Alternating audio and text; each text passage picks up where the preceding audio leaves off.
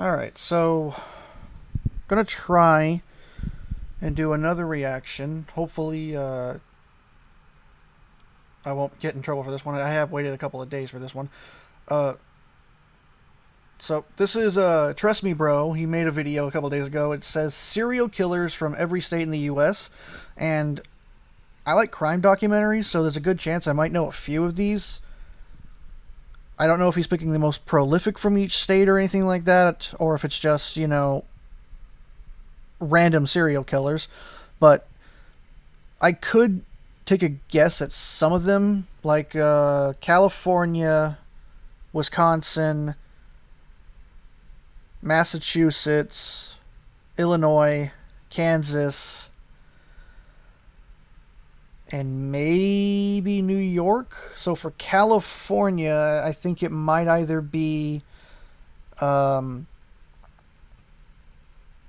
Ed Kemper, who was the co-ed killer. Super tall guy, almost like 7 feet tall. Really smart, really dangerous. He claimed the lives of, I think, 6 women, including his mother. Or Richard Ramirez, the Night Stalker, who probably has more victims under his belt for murder than we actually know of. For Illinois, it's probably going to be John Wayne Gacy. He's like the most famous serial killer from Illinois. He was the killer clown, went on a rampage from 1972 to 1978 before when he was finally caught.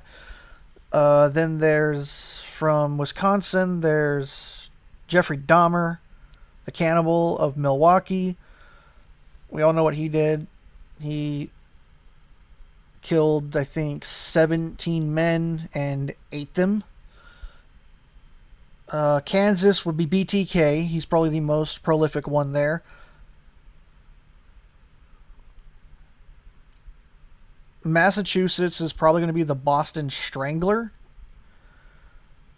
And New York might be Son of Sam. I don't know if they classified him as a serial killer, but he's really the most prolific I can think of. But we're going to check this out and see what he has to say. And I got a link to his channel and the original video in the description of the video, of the stream.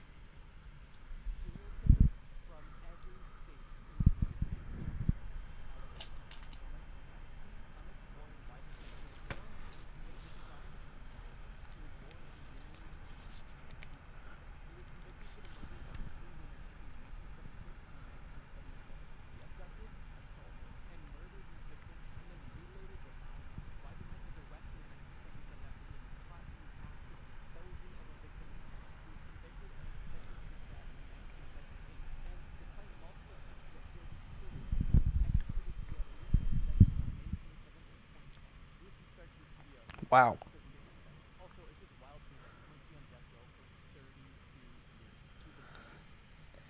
Well, it's because of the appeal process. There are lawyers that will try to get a client to go through multiple appeals before they either get a stay of execution and transferred to life, or they just run all their options out and the event finally happens. Now, back as far as I think even like the 1930s or 40s, it was, you'd be sentenced and like maybe a week or even a month later was when you were executed. So they're trying to cut that down because it's possible that they could be executing an innocent man, which is very rare, or they could be executing somebody who had an unfair trial. Oh, I've heard of this guy. He was a hunter. He would kidnap people and hunt them, actually.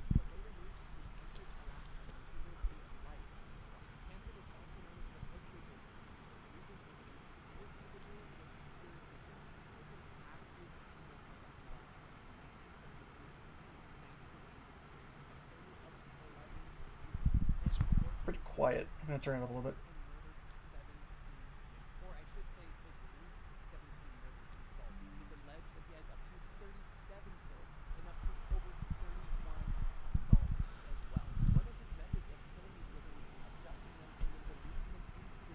Oh crap.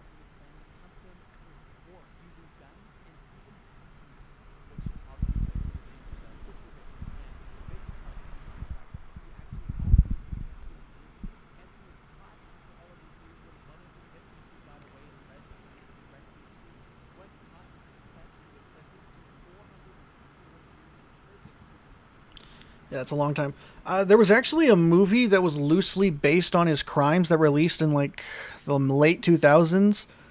I remember I think it was like 2010, 2011 when I was just laying in the living room and we had Stars, the Stars channel at that time, and I just had it on because during the day they would show like movies I knew, but at night they showed like very indie movies. And a movie called I think Naked Fear popped up, and it was involved a guy hunting a woman through the forest, but I think it was in like New Mexico or Utah or something like that. I don't remember, but it's loosely based on what this guy did.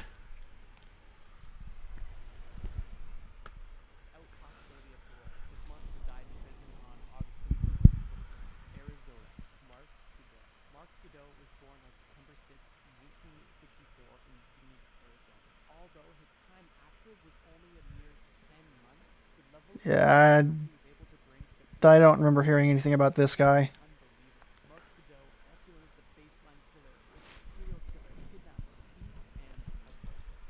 Ooh.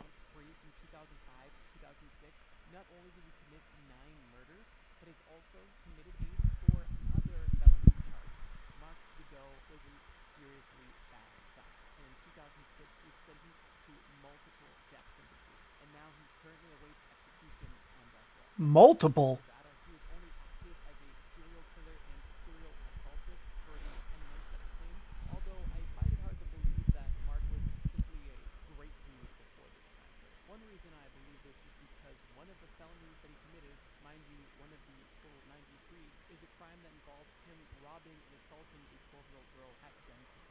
What is he going to steal from her? She's 12.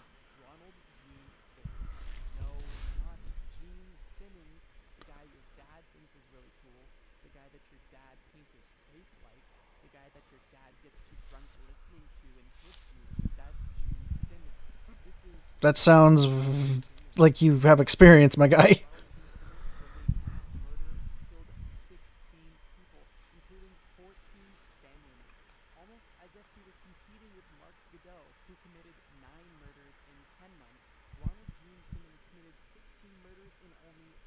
Whoa. That's a spree killer.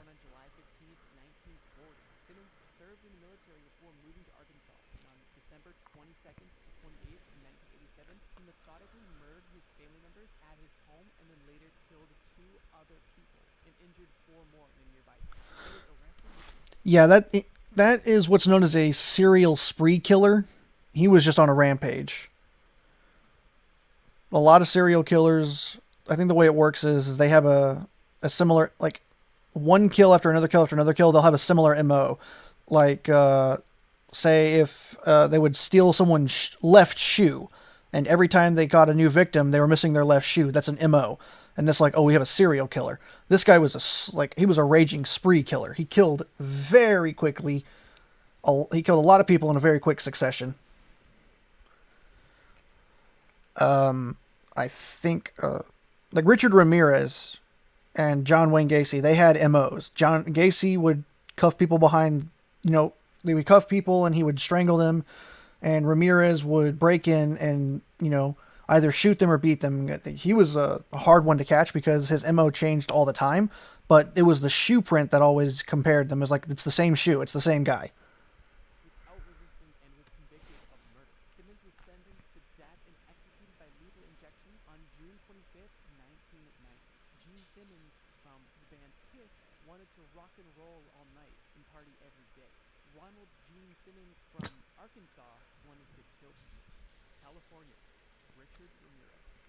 Okay, so I was right. It was between him and Ed Kemper, but I guess Richard did leave a lasting impact because he went around like the entire state. He was in San Francisco, he was in L.A., he was in multiple different counties. Like he was all over the place, and he wasn't just a serial killer. He was he burgled, he robbed, which are two different things. Burgled means you just broke in while no one was home and took stuff, whereas robbed means you literally put a gun to somebody's head.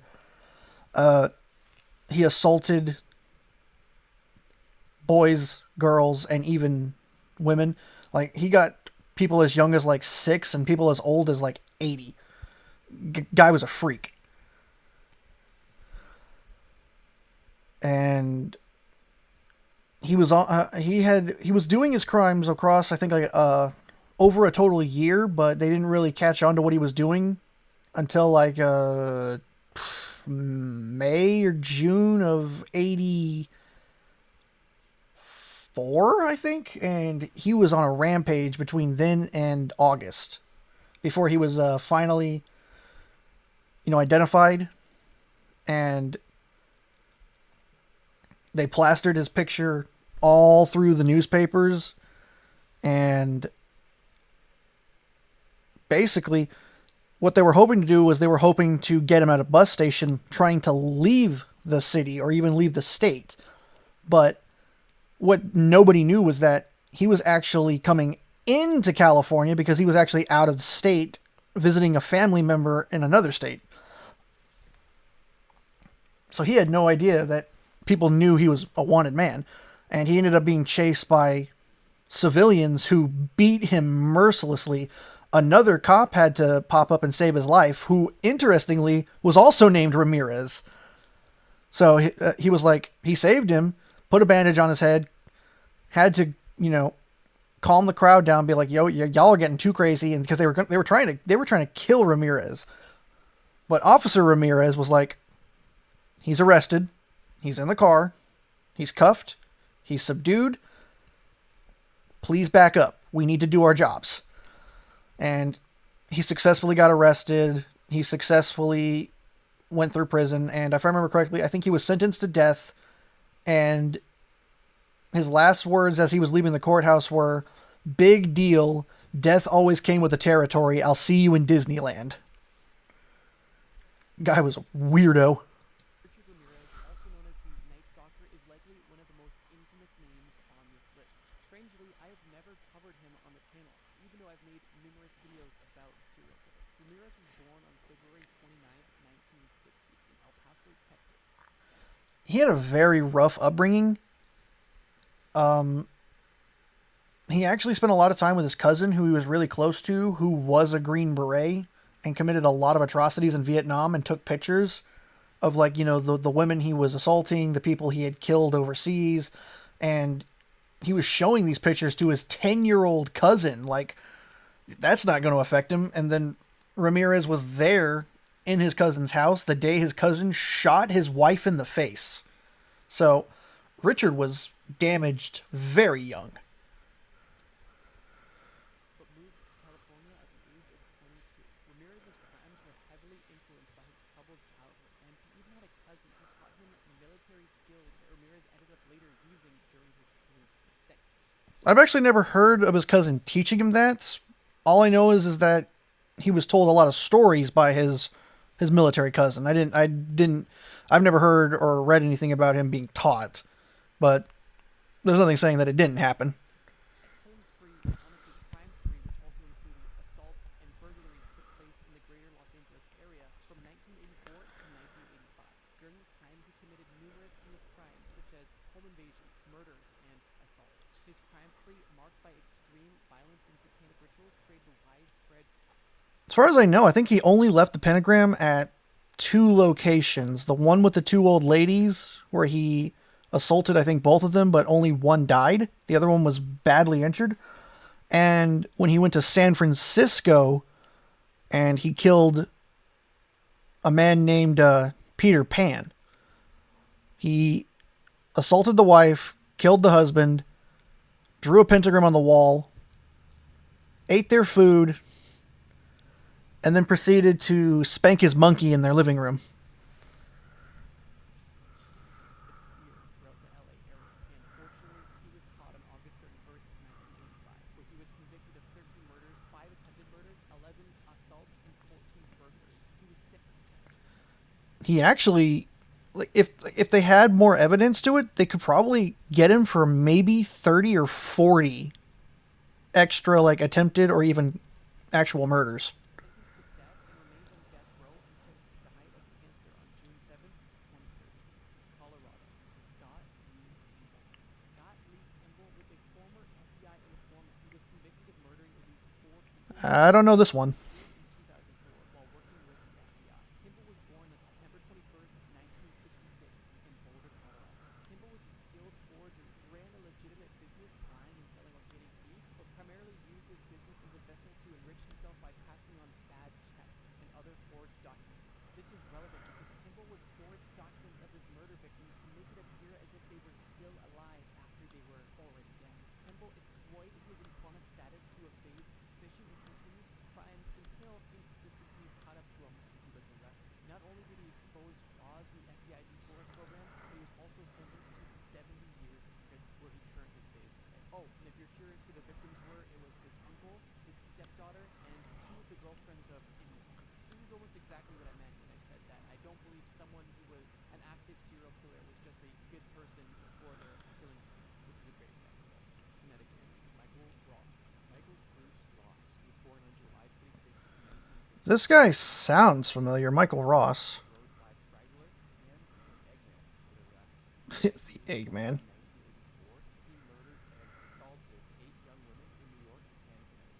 According to people that knew him growing up, he exhibited antisocial behavior from a very young age. He was sentenced to death for his crimes in 1987 and was executed via lethal injection in 2005. Fun fact about Michael Ross is that he was the last person to be executed in Connecticut before they abolished capital punishment in 2012. Delaware. Well, damn. Stephen Kennard, That might be why he picked it because, also known as the Route 40 Killer. He was born on November. yeah, I'm guessing he picked the last guy because he was the last one to be executed. I think I've heard of the Route 40 killer.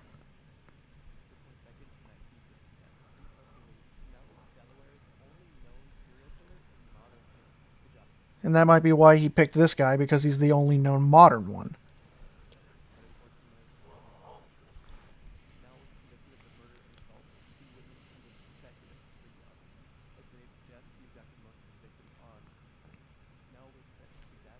Can I do this?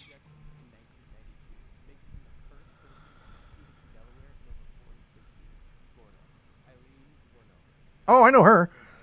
She, yeah, no. She, yeah. She had, as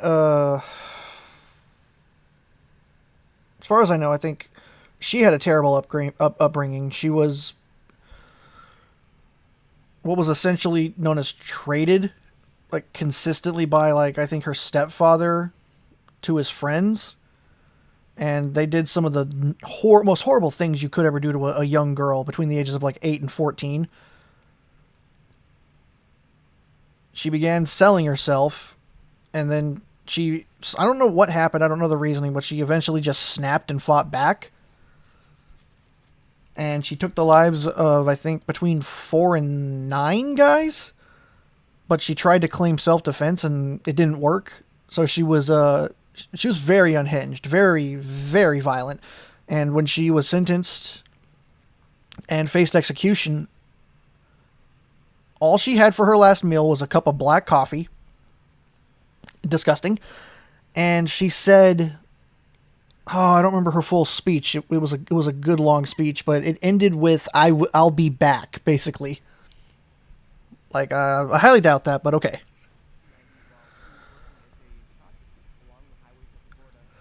Did he turn her into Voldemort? When caught, she claimed that she was simply defending herself from assault, but that story didn't quite work. Warnos was arrested in 1991 and convicted of 6 murders and was executed via lethal injection in 2002. Fun fact about Eileen is that there's actually a movie made about her story called Monster, released in 2003. Georgia. Wayne Williams. Oh, I know about this guy. Yeah, he was the main focus of the second season of Mindhunter. And that's how I really got most of my information about him, was because of Mindhunter. And that is because of the fact that he was like a music producer is what he like claimed himself to be, and nobody wanted to think that he was the one committing the crimes because they thought that because so many of the young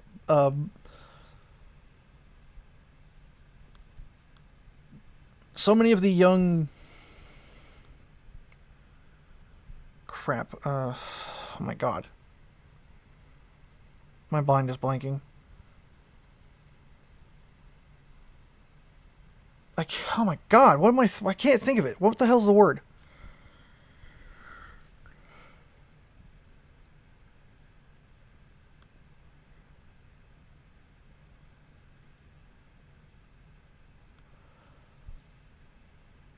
I can't think of the damn word.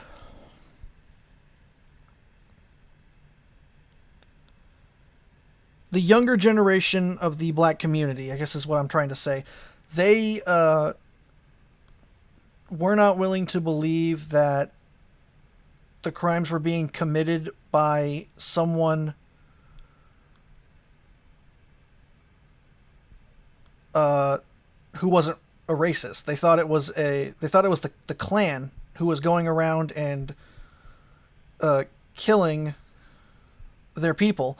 But the FBI was like, no, no, no, no, no. Based around the psychology of everything, we think that it's actually, a black man doing this. So he was able to. He was only convicted of about 2 or 3, and they were adults. But they have him. My God, my MS is really messing with my brain.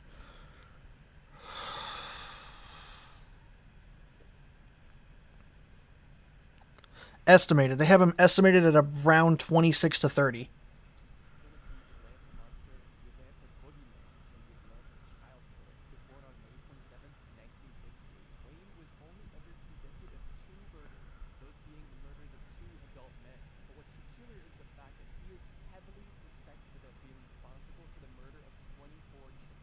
Yeah.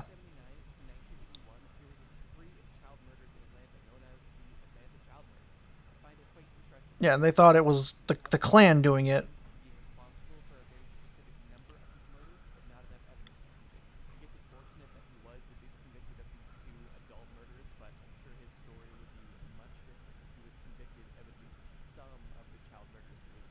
Because they couldn't get any real evidence that it was him on it, but I think an argument can be made that after he was arrested and went to jail, children stopped dying. Or at least in mass droves like they were when he was out.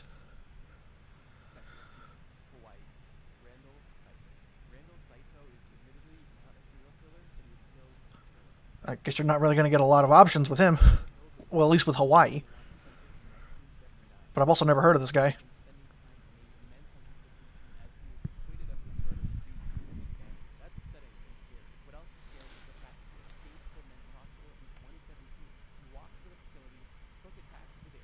Walked out? How the hell did he do that?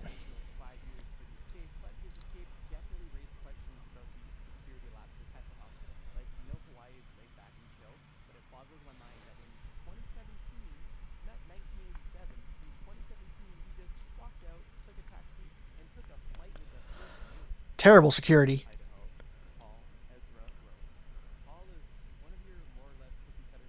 His name sounds familiar.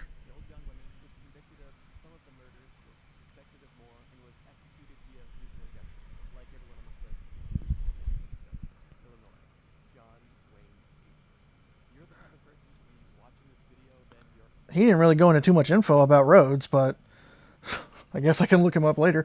But yeah, I was right about Illinois. It was Gacy. He's the most like prolific killer from Illinois. And he was definitely the one that made people go, how did we not notice this? How did we not see this? Because when he wasn't committing murder, he was a pillar of the community. He was very into politics. He was trying to become he wanted to become the mayor of Chicago, which is kind of crazy to think that had he not been caught and had successfully kept it up, he could have been probably successful enough to be a part of the Chicago government in some way. Maybe not as mayor, but as something. He owned his own company called PDM. It was called Painting, Decorating, and Maintenance, but it might as well have been just Pain, Death, Murder.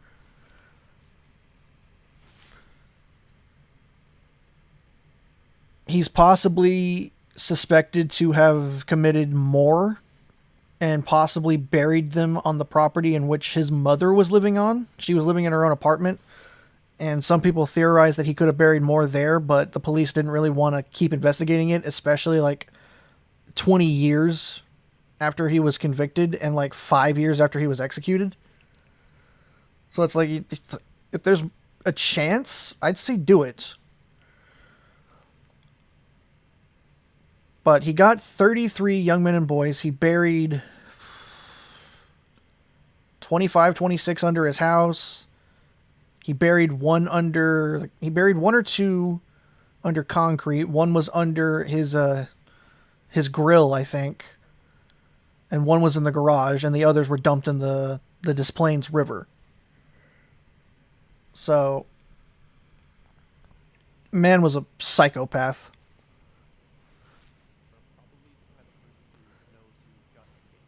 He is one of the most infamous American serial killers and is widely known for his assault, torture, and murder of at least 33 young men and boys. Gacy's story is long and well documented, and I will only be giving a brief overview in this video, but if you're interested, there's a lot of documents. It's crazy to think that a lot of his crimes really only happened because the police didn't want to look into missing person cases. Because this was an era when people were just running away and the police were like, oh, they're not missing, they've run away. It's like, what?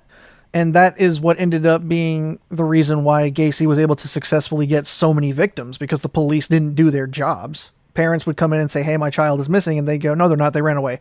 It's like, either way, you still don't want to go out and look for them?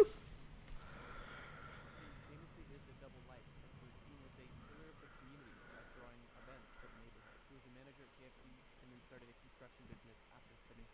He was only a manager with his first wife, and it was because his father owned the KFC, and he managed 3 of them. And he started his own business after he got out of prison. Gacy was known as the Killer Clown because during his community events, he would typically dress up as a clown to entertain his neighbors. Although, unfortunately, for some of his victims, he would also dress up as the clown and assault and murder. Gacy's story is extremely disturbing and was ultimately caught when bodies were discovered under I think we've just now, at least 2 years ago, identified one of his victims. There's like 5 total left, I think. 1980 and executed via, you guessed it, lethal injection in 1990.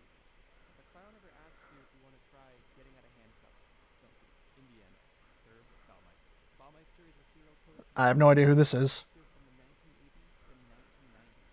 He is suspected to have murdered at least 11 men and possibly all the way up to over 25 men. Due to the fact that there was no trial, this is all suspected, which is something we'll get into, but it's Is there no trial because he took his own life or somebody took his? not only were the remains of 11 men found on the property, but there was also over 10,000 bone fragments scattered across the grounds of his farm. It is believed that Baumeister would lure victims into his home, specifically gay men, where he would then assault them and then kill them before burying their bodies. Once the police caught on and began looking for Baumeister, he had already escaped Yeah, I have no idea who this is. life in a national park before police could ever catch up to him. What a coward. He was never convicted, never sentenced, but I think you knew what he had coming. Iowa. Earl Nelson. Earl Nelson is one of the oldest entries on this list so far, being born on May 12th, 1897. Wow. California. Earl Nelson was also known as the Gorilla Man or the Dark. Gorilla Man? He was a serial killer, a assaultist, and a Did he have big hands? also considered to be the first known serial assault murderer in the 20th century. He committed over 22 murders and also 22 separate attacks all across the west coast of the United States, including primarily Iowa. Nelson targeted landladies and their daughters and would gain entry to their homes by posing as a prospective tenant. He would then strangle the victims and do extremely unspeakable things. Nelson was caught in Canada, of all places, in 1927 and was executed by hanging, not lethal injection. So there you go. Well, yeah, because Dennis. BTK. Yeah, if he was executed in the 1950s, yeah, it was either hanging or the electric chair.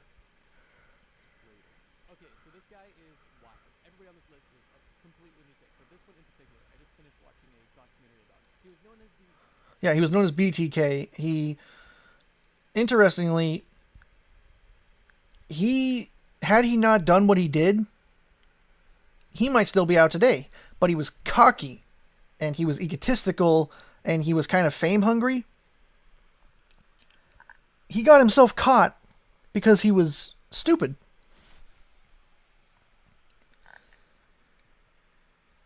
I think it was like for the 25th anniversary of his first killings, the police and the news started talking about him to try and spark up interest and to see if they could catch him.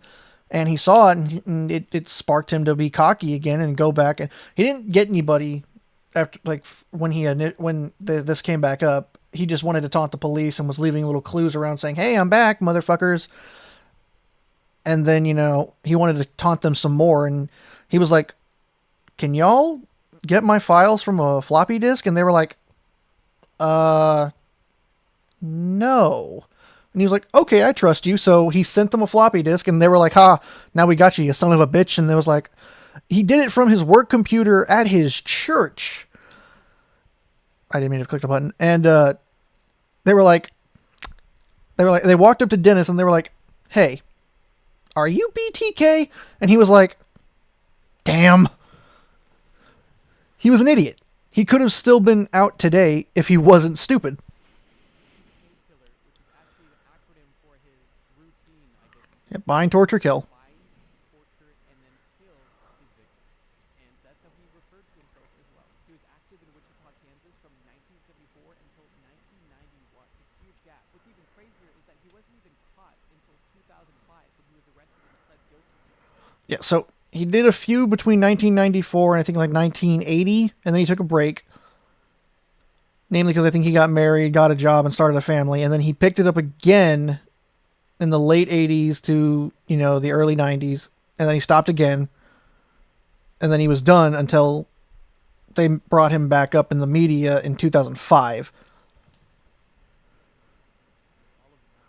What's potentially even crazier than his time active as a killer, or the large gap after his active period where he was just still free, is the fact that he would also, during his time active, would taunt the media outlets and police by leaving detailed messages describing.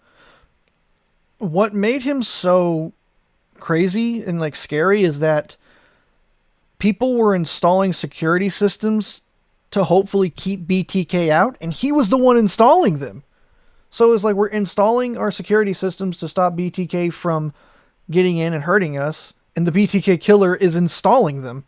So that's crazy. Describing his crimes. The only reason he was ever even caught is because in 2004, after a 13-year hiatus, he decided it was a good time to start rewriting letters and begin taunting the police again. When, at this point, technology was advanced and they weren't playing around, and they caught him shortly after in the following year, and he was arrested, like I mentioned, in 2005. He's Yeah. serving 10 consecutive life sentences. He lives in solitary confinement for 23 hours of the day. This monster is a little bit different than some of the other monsters in this list. Harvey was a killer who claimed to have 87 murders, but was only confirmed to have 37. Still a lunatic. Wow, I've never heard of this guy. Between 1970 and 1987, a 17-year span. He gave himself the name the Angel of Death, and it all makes sense.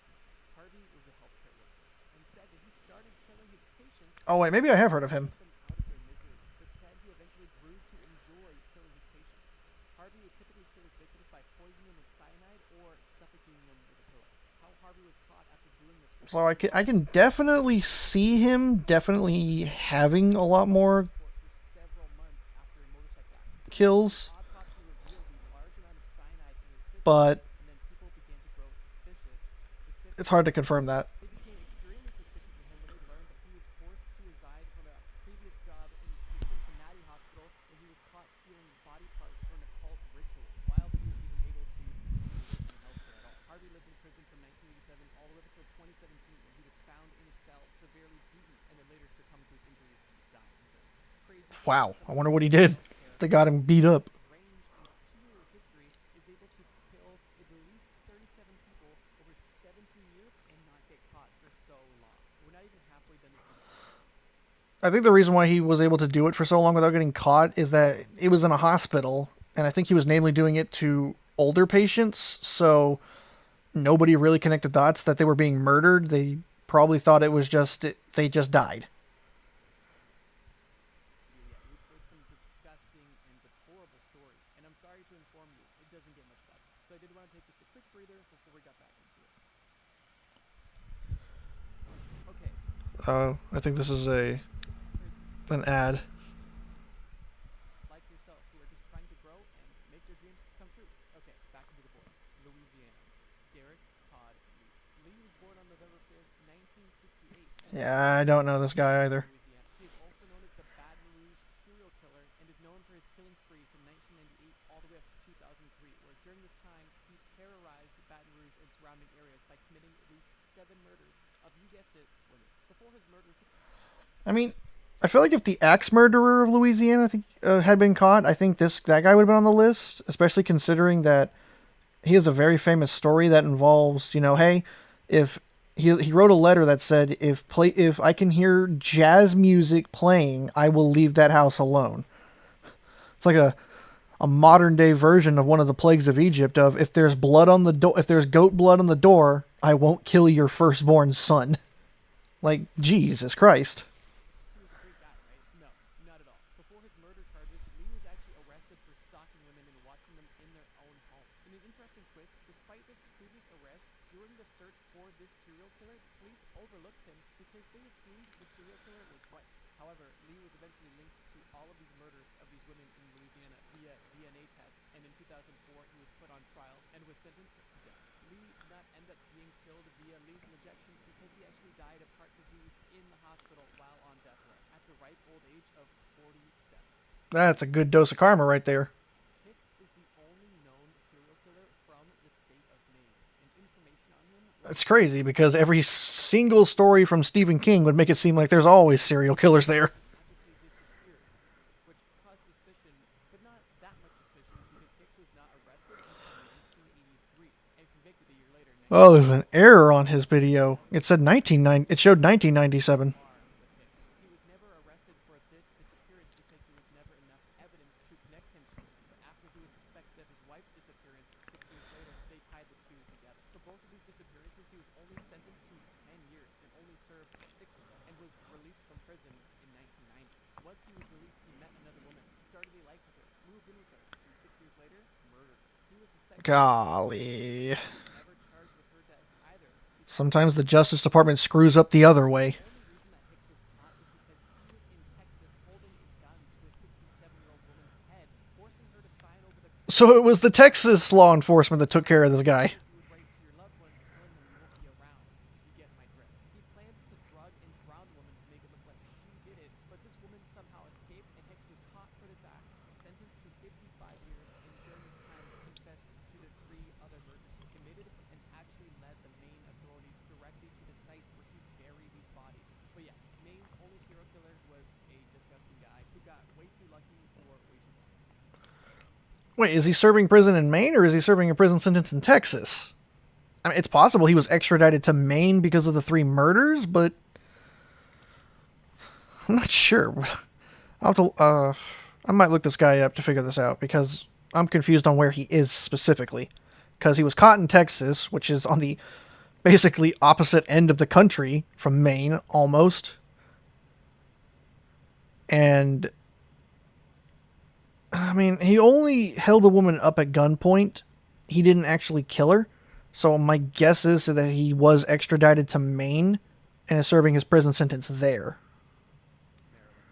Joe Matheny. Matheny is hilarious. Oh, good lord. I've seen a picture of this guy. He looks like he enjoys it. He was born in Baltimore. Freak looking guy. To have killed 13 people, but only ever convicted of 2 of these murders. Research later confirmed 3 additional victims through matching his confession That picture made him look too proud. to confirm 5 and claims up to 30. He specifically preyed on homeless men and prostitutes, luring them in with the promise of food and drugs and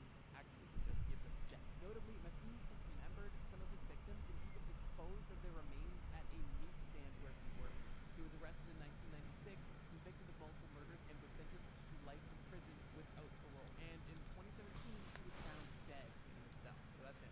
Massachusetts.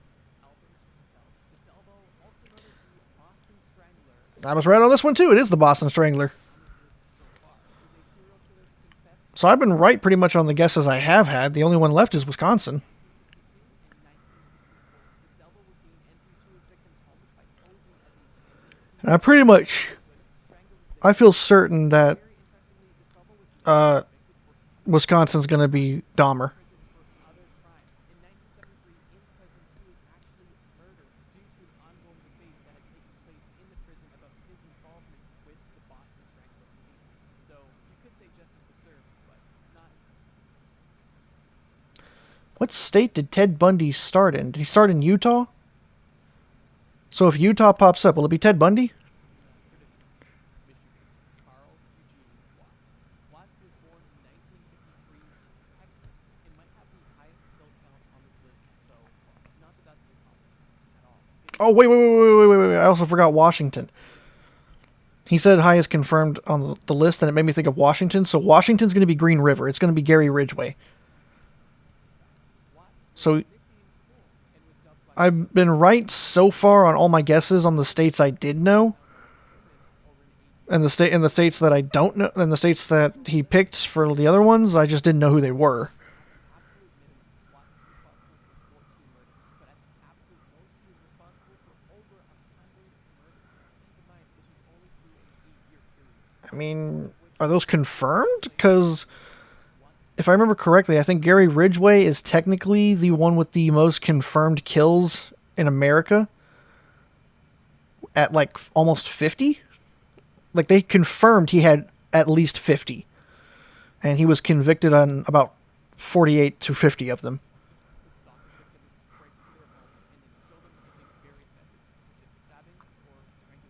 Watts was arrested in 1982, was sentenced to life in prison, and died of cancer in 2007. Minnesota. Paul Michael Stefani.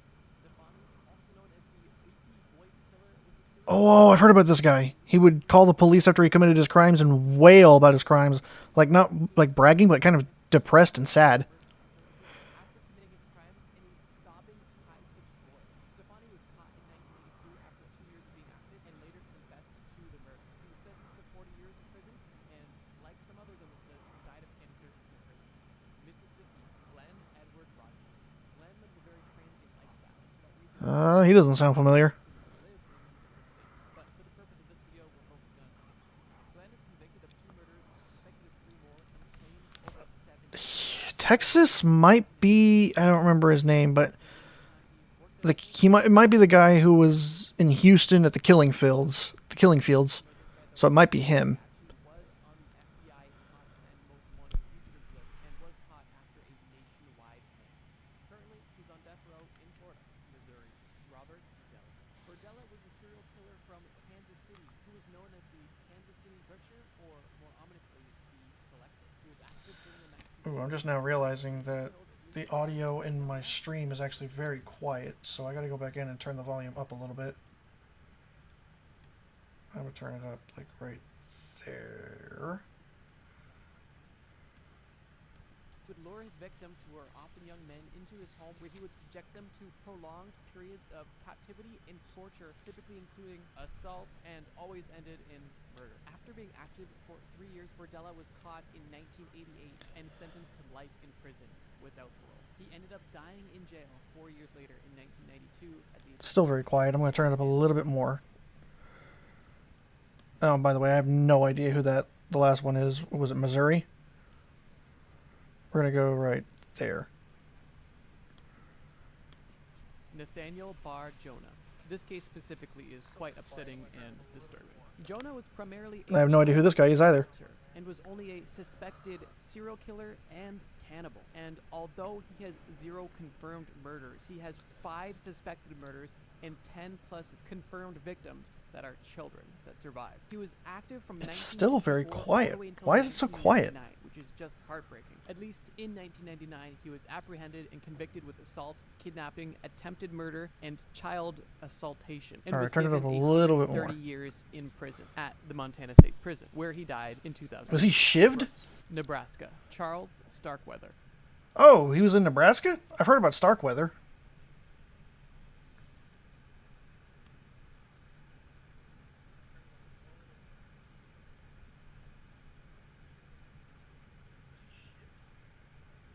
I'm going to have to do something I don't want to do, and that's turn the volume up via the speaker. This case has one of the fastest timelines on this list. Starkweather was a Oh yeah, he was a young guy. He walked into a convenience store, wanted to buy a teddy bear on credit. The guy said no, and he killed him.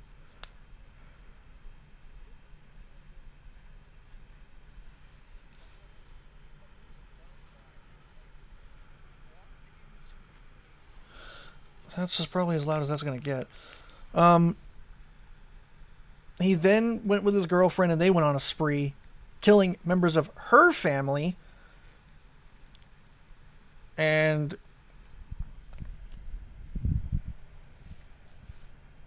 killing a few others. I think they got like 16 victims total.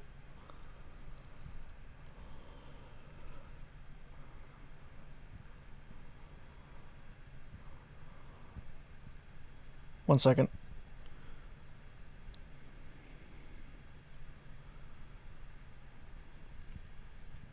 All right. Yeah, he was only like 18.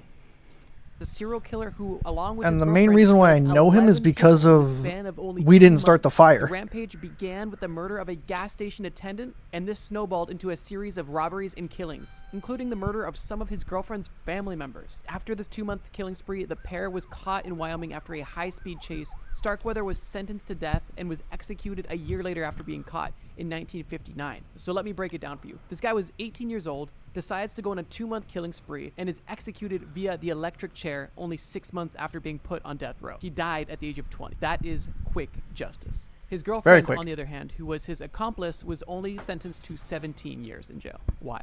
Nevada. Carol Cole. This is the first man I've ever seen named Carol, so that's something. Cole was a serial killer who was convicted of strangling 2 women in Nevada and murdering 3 others in Texas. This is pretty typical. What's not as typical is that he is believed to be linked to at least 30 other murders between 1947 and 1980. A huge 33-year gap of being an active. It's probably a very long gap. Wasn't... No, I'm probably thinking of somebody else. Potential killer. Wild. Cole was sentenced to death for his crimes, and for his last meal he had jumbo fried shrimp, french fries, and salad with French dressing, and Boston clam chowder. And the next day he was executed via lethal injection on December 6th, 1985. New Hampshire. Sheila LaBear. In 2008, Sheila was convicted for The second murdering woman. 2 of her boyfriends in 2005 and 2006, respectively. And she claims that she did this because she was sent by God as an avenging angel to Earth to punish pedophiles, which in her mind included her 2 boyfriends, whose bodies were found on her huge farm. Now you might be like, all right, I can get behind this a bit, I get it. Here's another twist. According to Brad Bailey, a defense attorney who represented her, he says, and I quote, "There seemed to be no basis whatsoever in reality to suggest or claim any of her victims were pedophiles or engaged in any of these child abuse." So she just used it as an None excuse. whatsoever. So yeah, not Probably only did to she murder people, gain but she some also leniency. tried to ruin their name. Sheila typically met her victims by putting out personal ads looking for farmhands on her farm. Although she was only convicted of the murder of 2 men, She looks she way also too admitted proud in that during her photo. trial that she killed several others, but these were not confirmed. She was sentenced to life in prison without the possibility of parole. New Jersey. Richard Biegenwald. Biegenwald was active from 1958 all the way till 1983. Honestly, I think my guess And during this for time, you guessed it, New he Jersey murdered would have probably people. been In Richard 1983, he was Kuklinski. convicted of 5 murders, but was suspected of 8. But he was- An interesting he called fact is himself after the a serial killer a died, mob his lawyer hitman, though. actually mentioned publicly And he was that only this criminal convict- told he was his only lawyer confirmed that with he may have up to 3 or 100 4 victims, murders, but which he is claimed likely like 200. inflated, but the fact is, this monster likely had many more victims than he was Golly. convicted for, which doesn't seem extremely uncommon for this list. Richard was actually on death row for a short amount of time, but it was overturned, and he was resentenced to life in prison, where he still died in prison Lame. in 2008. New Mexico. David Parker Ray. Ray was a suspected torturer who is also The known toy as the box toy killer? box killer. This case is really interesting. Oh, wait. This might be the guy I'm thinking of. Called the Toy Box because he used instruments that he called his toys on his victims, basically to torture them. and they were namely for like sexual purposes. because he technically has 0 murders confirmed, but has 3 confirmed victims and possibly anywhere from 60 to 100 plus victims that he tortured and assaulted on his property Yeah. in his toy Yeah, this is the guy. It was him and his wife. box, which was basically a trailer beside his home, which is a movable, portable torture chamber that he had a large kidnapping and assault operation happening in there. Crazy. For the unthinkable amount of torture that he inflicted upon potentially hundreds of women, Ray was sentenced to 224 years in prison, where he unfortunately only served a few months because he died of a heart attack. Unfortunate he didn't that's serve more lame. time. Not unfortunate that he died. Ray was a serious monster. Yeah, He's even yeah, quoted I remember saying this he guy. did nothing wrong to women. He only did what women wanted, and he got pleasure from their pleasure. And his assault on these women was, in his mind, him doing good for society. So he thought it'd leave. Total sicko. New A York. freak. David Berkowitz. I was David- right about New York. It is the Son of Sam. Damn, I'm so good at the guessing for like the more famous ones. The only one that was a toss-up for me was California, because there were 2 really, really well-known ones from California. But I still got the right one between the 2. Well, I guess not the right one, but I got the 2. Of the 2, I did pick the right one. Berkowitz, also known as the No, that's not what it is either. It's of the 2, I picked the 2 most famous ones, and one of them was right. That's what I'm Son saying. of Sam, or Mr. Monster, according to Wikipedia, was a serial killer who Yeah, he's in prison, and he terrorized became a New York born-again City in the Christian. summer of 1976 and 1977. Berkowitz, surprise, surprise, targeted young women and couples, shooting them in cold blood with a .44 caliber revolver. His crimes sparked a citywide manhunt for him, and he even left notes taunting the police, promising more crimes. Fortunately, Berkowitz Yeah, I think he was trying to get like an insanity plea because he said that he was being ordered by his neighbor's dog. was caught in 1977 and later confessed to all of his crimes, which were plentiful. He ended up murdering 6 people and wounding 11 more. He is currently in jail serving 6 life sentences as we speak. North Carolina, Henry Louis Wallace. Wallace may have one of the most odd nicknames on this list. He is known as the Charlotte Strangler, which is somewhat tame, but he's also known as the Taco Bell Strangler. This video What? is not a laughing matter, but that name is weird. I guess it's because he I- worked as a manager I've never heard of at that. Taco Bell in Charlotte. Wallace was a serial assaulter and murderer, targeting young African-American women, and over the course of a 4-year span, he victimized over 9 women. He was caught in March I've of never heard of this 1994 guy. and currently sits on death row awaiting execution. North Dakota. Eugene Butler. The story of Butler is unlike anything we've heard on this list so far. He is the only killer Whoa. who was never convicted of his crimes so far on this list. Eugene Butler was born in 1849 So he's the oldest one on the list. in New York State, but all of his Look at that crimes hair. took place and he actually died in North Dakota. But we'll get into that. From the years of 1900 to 1906 in Niagara, North Dakota, Butler murdered 6 teenage boys in his house and buried Whoa. the bodies in his basement. Now, the twist of all this, Butler was actually committed to an insane asylum for unrelated charges where he died in 1913. The crazy part is the bodies that were buried in his house were not found until 1915. 2 years after, Butler died in the insane asylum. Super weird. Ohio. Anthony Sewell. The story of Sewell is something we've heard numerous times on this that list name so sounds far, familiar. so I'll keep it brief. He had a generic name. He was known as the Cleveland Strangler. He was active for 2 years, from 2007 till 2009. He murdered at least 11 women who he targeted, specifically women that were vulnerable. By that, I mean women that were either dealing with addiction or homeless. And he was arrested in 2009 when one of his victims escaped and alerted authorities. He was convicted of multiple counts of murder and was sentenced to death in 2011. Sewell died in 2021 due to an unspecified terminal illness. Oklahoma. Roger Dale Stafford.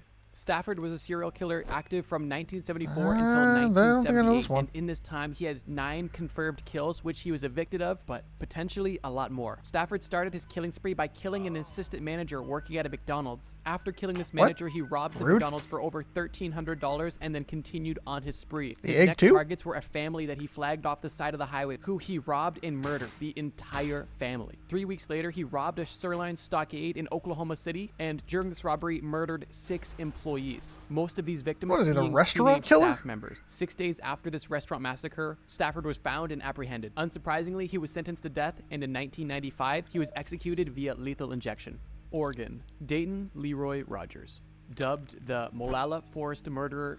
God, he looks dirty from his animation. Damn it.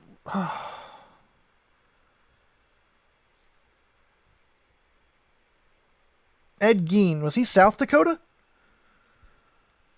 Because I feel like Ed Gein's got to be on this list. And so far, he was a Midwestern kind of state, I think. Due to the fact think it was that South he would Dakota. dump the bodies of his victims in the Molalla Forest in Oregon. I don't see him, and Rogers then was I a guess serial not. killer who was active for Oh, I guess that's technically because I don't think he was a serial killer. He was a grave robber. I think he only killed 2 women, but golly, that guy looks dirty.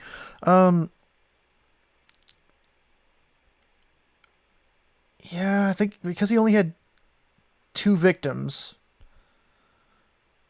he was namely a grave robber.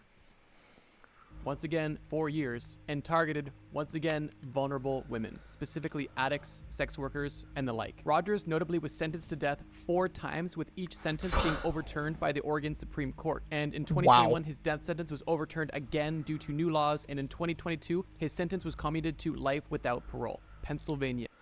The absolute luck of it all. Good Lord.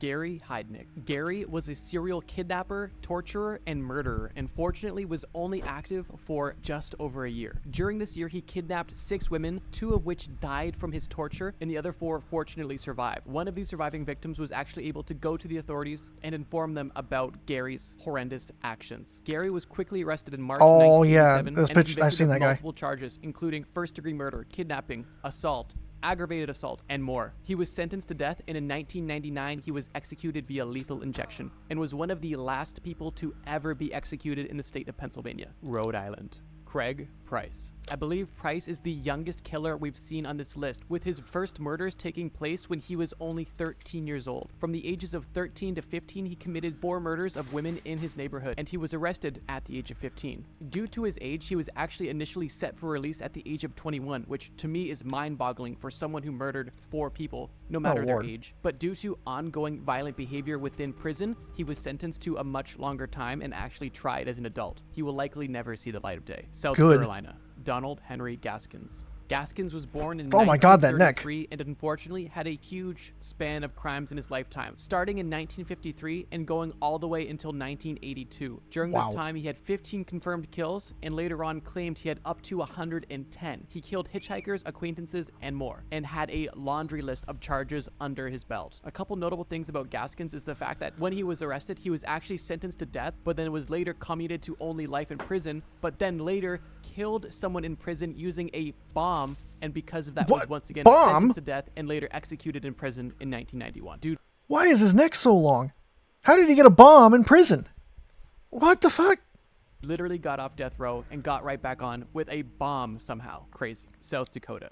Robert Leroy Anderson. Anderson was Oh, damn, your I guess I'm wrong. run-of-the-mill creep. He was an assaulter and killer. He has at least 2 confirmed victims. Oh, across God. multiple Why does states he look in so the US, smug? Primarily South Dakota, and would typically lure victims by posing as a photographer wanting to take pictures of people. Oh, he's a He was freak. convicted and sentenced to death in 1984, and in 2002 died in prison while waiting for execution. Tennessee. Paul Dennis Reed. Reed was also known as the fast What's with food that killer, neck? specifically because he targeted fast food workers working the late shift. He would rob, assault, and murder these employees, and was sentenced to death. I think for I've the heard of this murder guy. 7 fast food employees in the Nashville metropolitan area. Reed was sentenced to death and died in 2013 while waiting for execution. Fast food employees really deal with too much. Texas. Dean Coral. Coral also Yeah,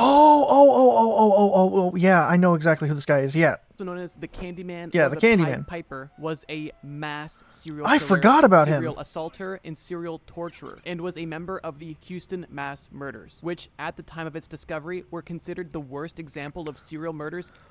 He had a forced he forced a kid to comply with him basically to save his own skin. So he had a kid committing murders too to help him, and the kid was doing it just so he wouldn't get killed. And I think the kid went to prison, and I don't remember if he died in prison or if he did get released, but it's crazy. In the entire history of the U.S. Coral was known as the Candyman because his family had previously owned and operated a candy company in Houston, and he personally had been known to give free candy to local children. Can't believe I forgot about this guy. Stereotypical and scary thing I've ever heard. And he was known as the Pied Piper because his murders would typically start with him luring people, typically with the offer of a ride or for an invite to a party. From the years of 1970 to 1973, Coral and his 2 accomplices murdered at the very least 28 victims. Unfortunately, I can't tell you how much time Coral got because he was never sentenced. He was killed by one of his accomplices before he was ever caught, which may be good or bad news depending on how you look at it. After this accomplice killed Coral, they called the police and promptly confessed to all of the murders, leading to the discovery that shocked Houston to its core: Utah. Ted Bundy. It was Utah. Okay, so yeah, I was right. Ted Bundy was Utah. But he was across like 5 or 6 states, if I remember correctly. Like Utah, the states directly neighboring it, and Florida. Watching this video, you definitely know who Ted Bundy is, and I of course he probably looks don't so need to tell pretty. the story. But as a quick recap, he has an unknown amount of victims, but it's likely believed to be Wasn't in the even that range good of looking. 30 to 36. Very he was creepy. active during the 1970s and was executed in 1989. If you want more details, watch this video. I go in extreme depth about his story. He is a great example of why you should never judge a book by its cover. Vermont. Israel Keys. Keys is a very strange serial killer. Wow, what's he was his lips? extremely meticulous in his planning, but extremely random in his selection of victims. He murdered at least 11 people across multiple states, including Vermont, between 2001 and 2012. And Keys Good even had a Lord. specific method of burying what he called kill kits in different locations so he could commit murder at any time. He was captured in 2012 and didn't continue living, I'm not going to say unalive because that's the dumbest thing ever, while awaiting trial, leaving so many questions What unanswered about a his motives and the coward. true extent of his crimes. Virginia. Timothy Wilson Spencer. Spencer was active from 1994 to 1998, once again, 4 years, committed 5 assaults and murders, and was sentenced to death he by looks electric familiar. chair, not lethal injection. Washington. Gary Ridgway. I knew it. Ridgway was active from 1982 to 1988, confirmed, and was possibly active as recent as Yeah, he had like 2001. 48, He was 49 arrested on victims. November 30th in 2001 and confessed to murdering at least 71 women, many of whom were vulnerable women, like we explained before. This unfathomable kill count made him one of the most prolific serial killers in U.S. history. In 2001, he pled guilty to 48 counts of murder to avoid the death penalty and is currently serving a life sentence without the possibility of parole. Yeah, I knew about him. He could have been caught earlier, but he somehow was able to get by it.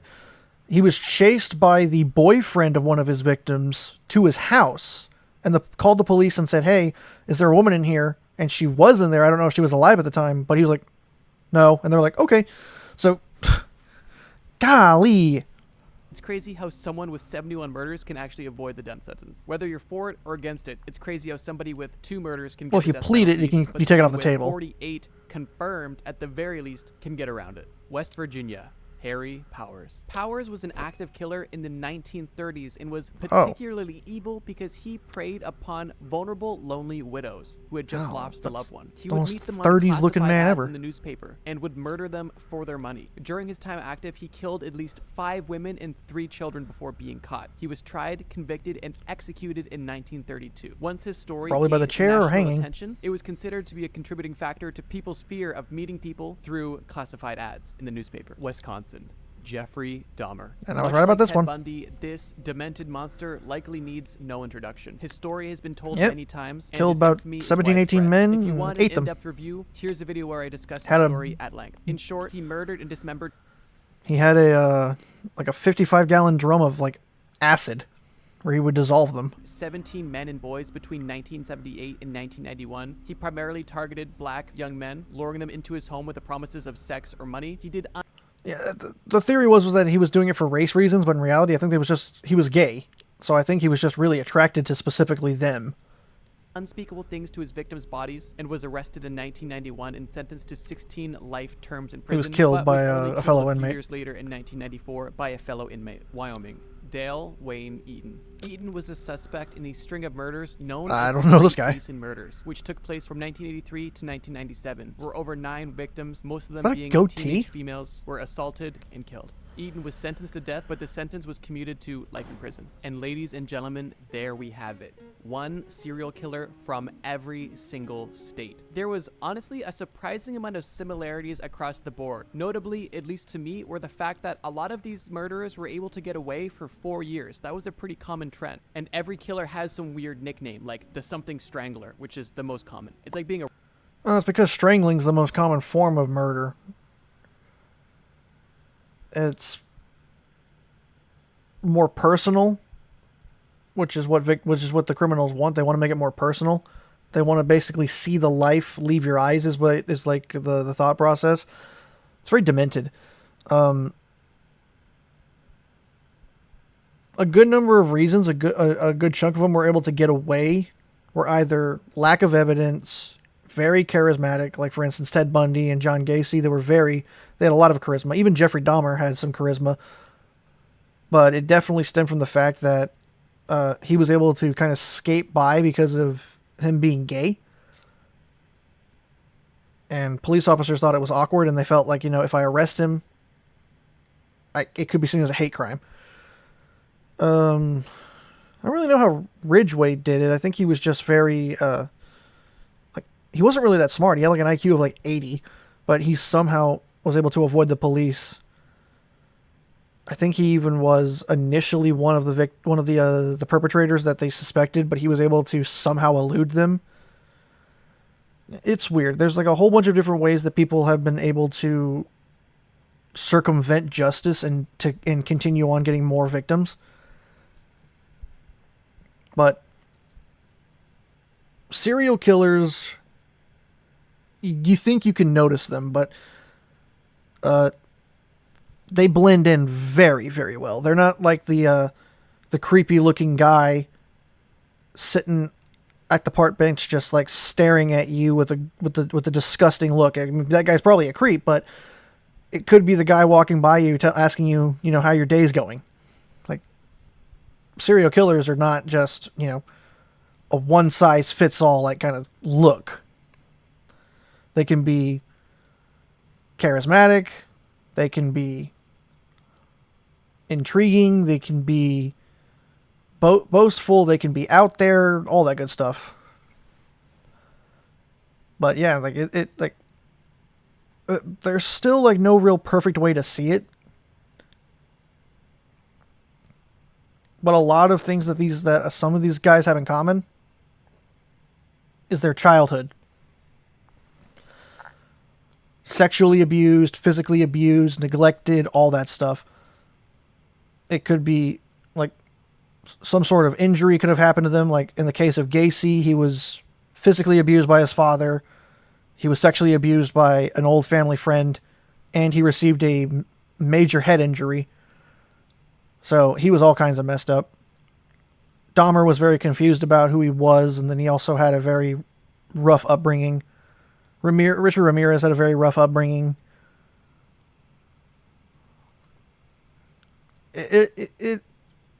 Ted Bundy was weird.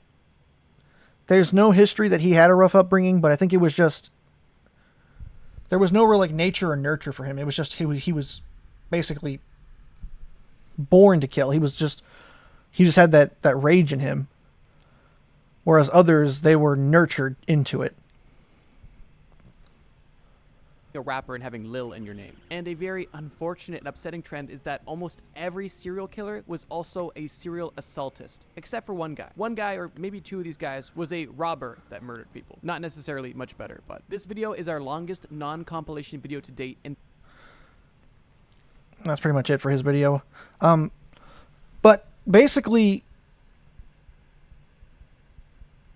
usually nobody really just jumps into murder according to the science and the psychology.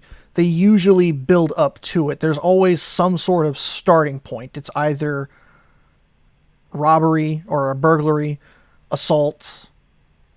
Usually they start off with animals, which is unfortunate, cats and dogs. Random stray animals that are around, they'll start with them and build up to it. And then they'll move up to things like burglary or assault. And they usually will split off into like one of those paths. Like they're going to commit robbery and burglary because they want to feed an addiction, which is probably either drugs or alcohol. And sometimes, a person, they just have a lot of anxiety and rage and they kill a person and then they get a taste for it. And then the other side is the assaulting side. They're very, like Gary Ridgway, always wanted to have intercourse because all of his victims were prostitutes, or at least most of them. And after he would finish doing the deed with them, he would kill them. And a lot of times it was just because he didn't want to pay. So there's always either an addiction motif to it, be it for drugs, alcohol, or sex. And then sometimes they just have a lot of rage in them and they just want to hurt people. Like Starkweather. He literally just had a rage in him. And just went crazy. But yeah, that's it for this stream. Trust me, bro. It was a very good video, very entertaining. Each and every individual little character he put on the screen was very unique. The link to his channel and the link to his video is in the description. Go check it out. Give it a watch yourself. If you liked this stream, you thought it was interesting, I'll probably do some more. I do find this stuff interesting. I watch a lot of crime documentaries because it's the whole process of how could the police have missed this is always something that's intrigued me. Like, what could they have done differently that would have saved so many lives? It's just my thought process. And there were a good number of people on here that I didn't know about. And the ones I did know about were the ones I guessed were going to be of the specific state because they're like the most prolific of said state. The one that surprised me that wasn't on here was Ed Gein, and then I was realizing, I don't think he's technically a serial killer. I think he only killed one person, and then he was just a grave robber, really. But it was pretty interesting. Maine was James Hicks. According to the video, he's the only serial killer from Maine. Yeah, I just finished the video too. But the guesses for the states that I had were all correct. The only one that was a toss-up was California because I thought it was either going to be Richard Ramirez or Ed Kemper. And it was Richard Ramirez. And that's mainly because he had more victims. Ed Kemper had like 6 or 7. Whereas Richard had dozens. And not just actual victims in murder. He had assault victims. He had robbery victims. Man was just a monster.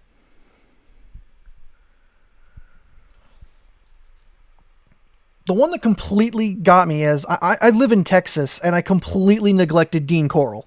I was like, how did I forget him? My mind went to the Killing Fields guy. Because I've been to the Killing Fields. A friend of mine lives in Houston, and he took me over there, and we saw basically the memorial stones from where the people were, like their memorial stones were from where they were found. And I can't believe I forgot about Dean Corll.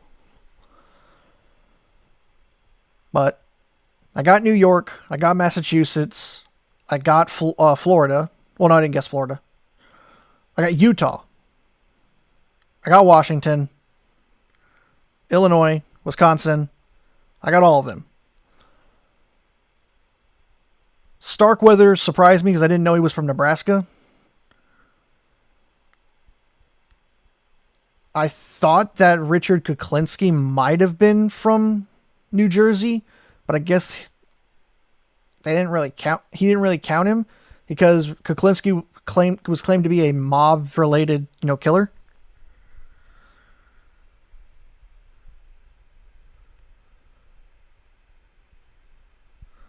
Yeah, and my thought process for Maine was every time you read a Stephen King book, he's always got some kind of killer there.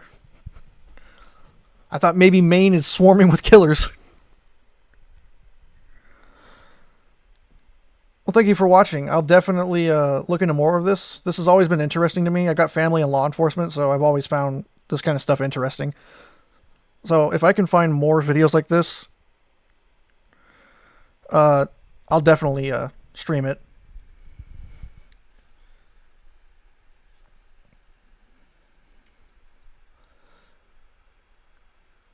But that's pretty much it.